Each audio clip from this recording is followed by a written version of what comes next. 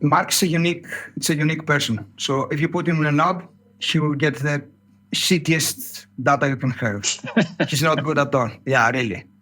He's not good at all in a knob. I don't think he has ever finished a lap test, to be honest. He just hates it. On the other hand, he's super, super efficient. He's super aero. And everybody's talking about his sprinting, the watts, his producing the sprints and those things. But they forget that in order to win the Tour de France, you have to arrive at the finish fresher than the other guys.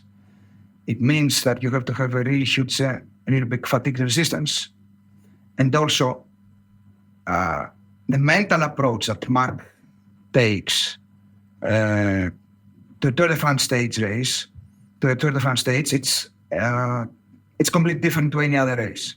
He can stop, he can abandon all the races that he's doing during the season. When it comes to Tour de France, he's a completely different person. It's like a switch. He's a warrior. Yes, indeed. And I think what Mark needed back then was someone to trust him and to give faith to him.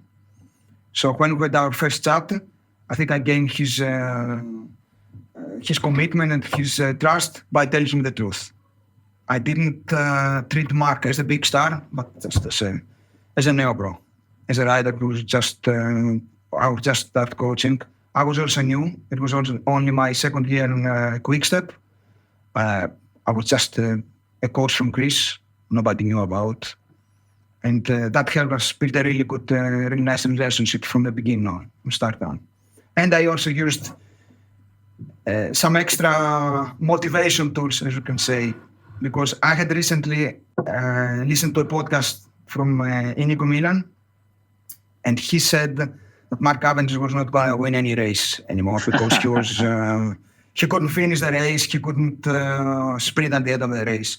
And that's what I used, and I thank Inigo a lot for that. That was a turning point. I said, Mark, here's what the other people think about you. Here's what the other coaches think about you. I think it's time to prove them wrong, and we can do our job. That was already December 2000. But that can go two ways, because some athletes won't respond to that. They'll go into their shell and they'll crumble. But other athletes will use that as motivation to get out the door training, to execute intervals properly, to tighten up their lifestyle. How did you know that feeding Mark that snippet from the podcast was going to elicit a positive effect?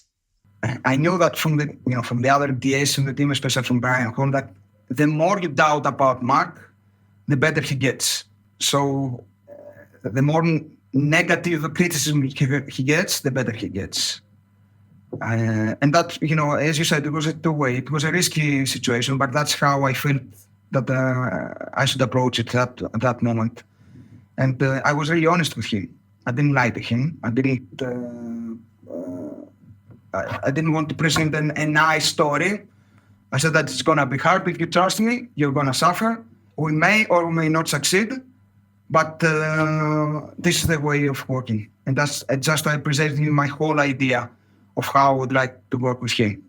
So if you like this video, you should definitely check out this video because I know you're going to love it. And don't forget to subscribe to the channel.